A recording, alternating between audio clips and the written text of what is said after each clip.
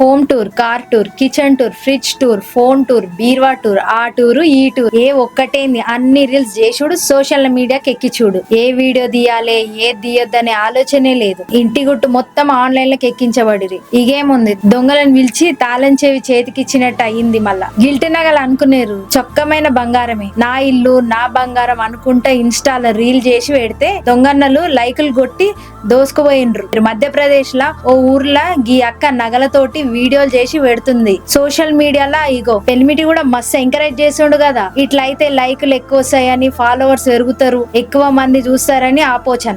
ఏ దందా చేస్తారో గాని కొత్తనగా కొన్నదంటే వీడియో తీసుడే. ఇంకేముంది వీళ్ళు ఊరికి పోయింది చూసి ఇంట్లో జొరబడ్డారంట దొంగలు. అడ్రస్ ఎట్లా దొరికిందంటారా, ఓ మల్కా హోమ్ టూర్ చేసిందంట, గది పట్టుకొని పోయిండ్రు. కానీ అక్క నసీబ్ మంచుకున్నట్టుంది.